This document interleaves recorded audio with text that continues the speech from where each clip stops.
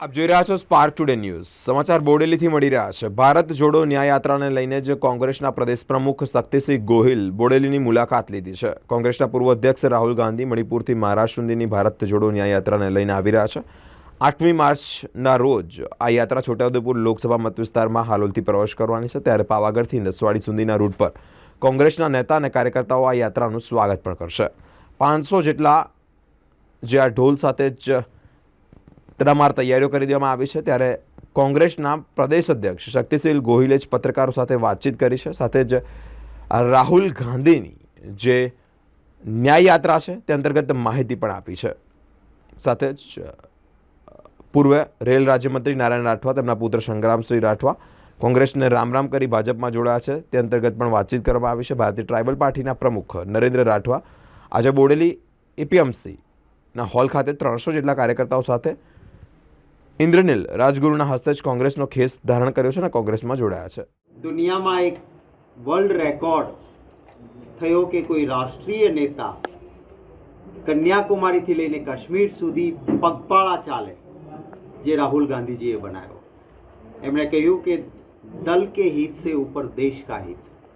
દેશમાં ભાષા, પ્રાંત, જાતિ, ધર્મના નામે જે ઝઘડાઓ ચાલે છે, ત્યારે રાષ્ટ્રના હિતમાં બધા જ સાથે મળે, કોઈ ભેદભાવ વગર, એ માટે મારે યાત્રા કરવી છે. નફરત કે બાજાર મેં મોહબ્બત કી દુકાન ખોલની હૈ, એમ કરીને એમણે જે યાત્રા કરી એ વર્લ્ડ રેકોર્ડ થયો. એ પછી મણિપુરથી મુંબઈ સુધીની બીજા ભાગની જે યાત્રા છે, જેમાં માત્ર પગપાળા નહીં પરંતુ બસમાં, ખુલ્લી જીપમાં અને પગપાળા આવી આ યાત્રા છે. જે યાત્રા ગુજરાતમાં 7 જિલ્લાઓમાં ફરવાની છે અને આવતીકાલે રાજસ્થાનની સરહદથી દાહોદના ઝાલોદ ખાતે બપોરે 3 વાગે ગુજરાતમાં આ યાત્રા પ્રવેશ કરવાની છે. ત્યારે હું આભાર માનીશ સૌથી પહેલાં મારા વહાલા ગુજરાતીઓનો. એક જબરજસ્ત થનગનાટ. રાહુલ ગાંધીજી આવે છે, એક જન નેતા આવે છે, ગુજરાતમાં આવે છે, તો એને આવકારવા માટે એક અનેરો ઉત્સાહ ગુજરાતીઓનો છે. એમનો આભાર માનું છું. ગુજરાતના મારા કોંગ્રેસ પરિવારના કાર્યકર્તાઓ અને નેતાઓ, જેમ પરિવારમાં કોઈ સારો પ્રસંગ હોય અને કમર કસીને કામે લાગે, એમ એક એક કાર્યકર્તા અને નેતા રાહુલ ગાંધીજીની યાત્રાની તૈયારીઓમાં દિલથી લાગેલા છે. આ સૌ નેતાઓ અને કાર્યકર્તાઓનો હું હૃદયપૂર્વક આભાર માનું છું.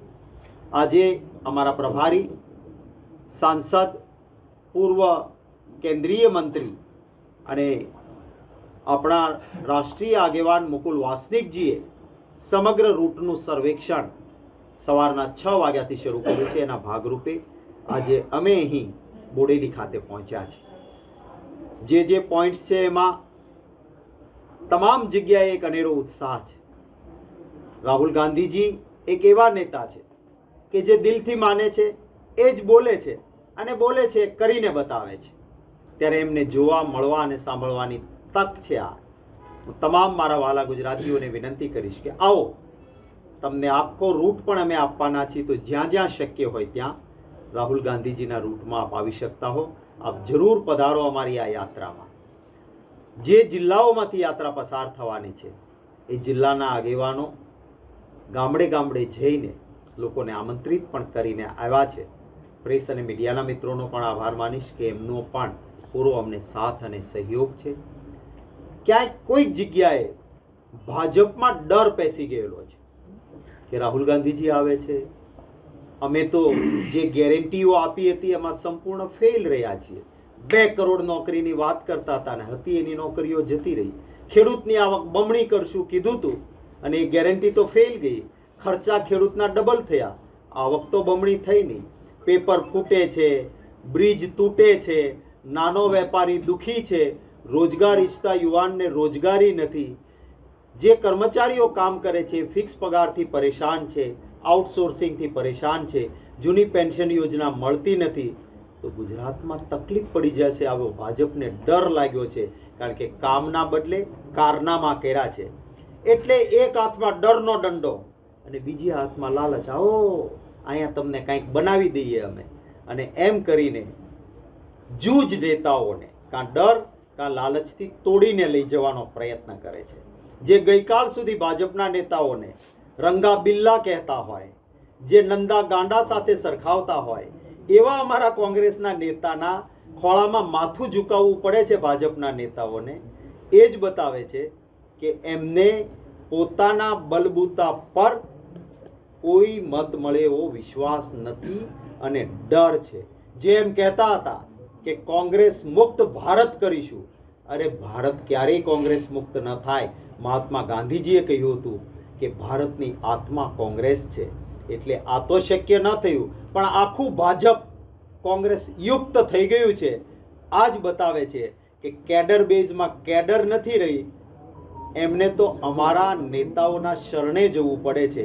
પરંતુ હું સલામ કરીશ મારા કોંગ્રેસના કાર્યકર્તાઓને, એમની દ્રઢ માનસિકતાને હું નમન કરીશ કે કદાચ કોઈક આંગળીના વેઢે ગણાય એવા નેતા આમ તેમ થયા છે, પરંતુ ગામડામાં રહેતો, શહેરની શેરીઓમાં રહેતો મારો કોંગ્રેસનો કાર્યકર્તા ભાજપથી ડર્યો નથી, ભાજપ એને ખરીદી નથી શકતું. એ કોંગ્રેસના કાર્યકર્તાઓને સલામ છે અને એમની તાકાત ઉપર અને જનતાના આશીર્વાદથી કોંગ્રેસ વધારે મજબૂત બનીને ગુજરાતમાં બહાર આવશે. સાહેબ ઋષિકેશ પટેલે કહ્યું છે કે રાહુલ ગાંધીએ કોંગ્રેસ જોડો યાત્રા કરવી જોઈએ. જો ઋષિકેશભાઈ, મારે એવું કહેવું છે કે તમે તમારું ઘર સંભાળો. કાચના ઘરમાં રહેતા હોય એને બીજા ઉપર પથ્થર ન ફેંકવો જોઈએ. જો તમારું બધું સબ સલામત છે તો અમારા નેતાઓને લઈ જઈ અને મિનિસ્ટર શું કામ બનાવવા પડે છે?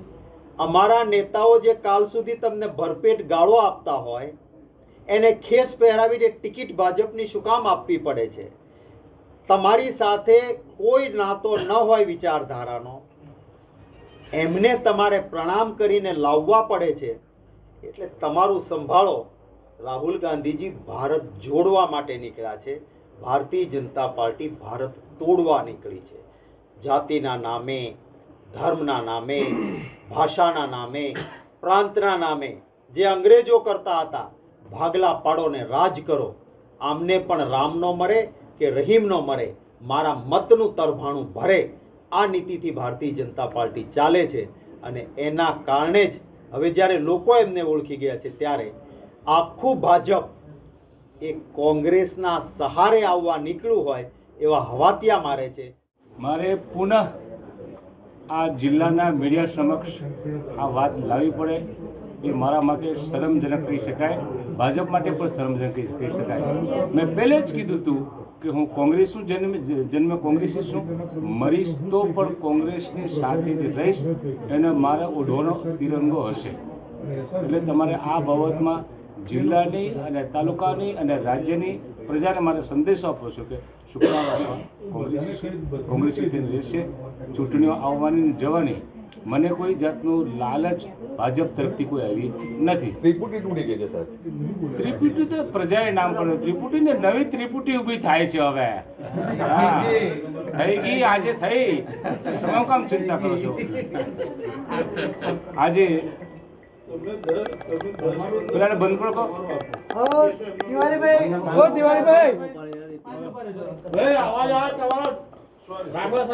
કઈ નવી ત્રિપુટી બની?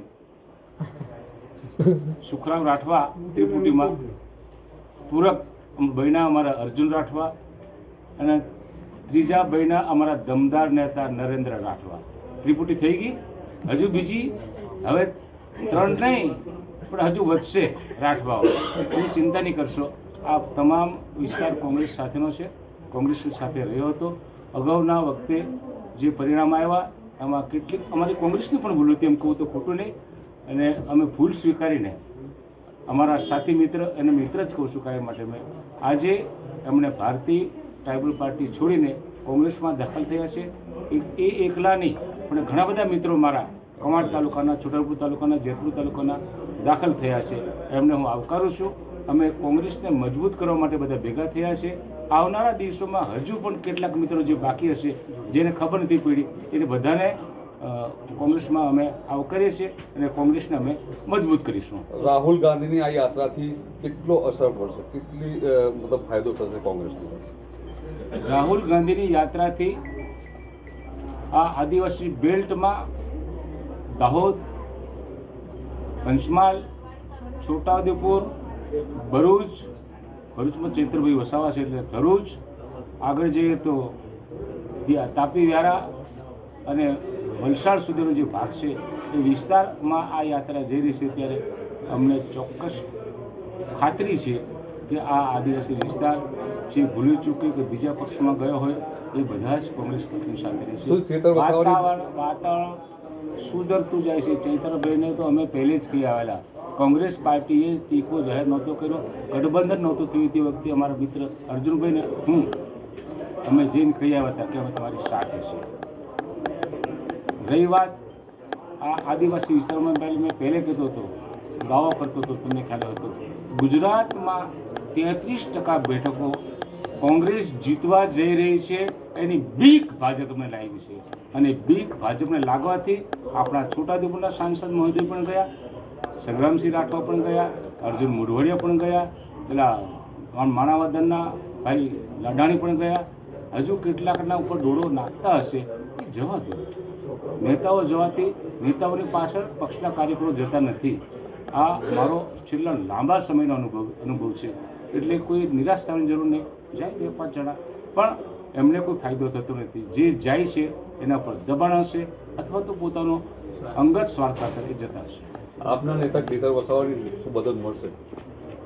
કોંગ્રેસ પક્ષ સાથે છે અને આદિવાસી સમાજ પણ એમની સાથે છે, એટલે ચૈતર વસાવાને કોઈ તકલીફ નથી. કોંગ્રેસ છોટાઉદેપુર લોકસભા બેઠક માટે સુખરામ રાઠવાની પસંદગી કરે તો સુખરામ રાઠવાની કઈ તૈયારી છે આ બાબતની? હજુ ટિકિટ તો ડિક્લેર થવા દો. ટિકિટ ડિક્લેર થશે 2-4 દિવસમાં થાય.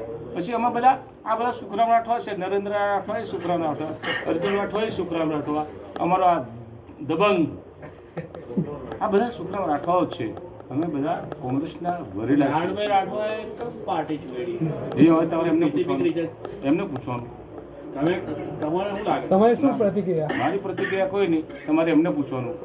તમે કોંગ્રેસના નેતાઓ બધા ભેગા હતા તો છૂટા પડ્યા તો એનર્જી શક્તિઓ બધી છૂટી પડે ને?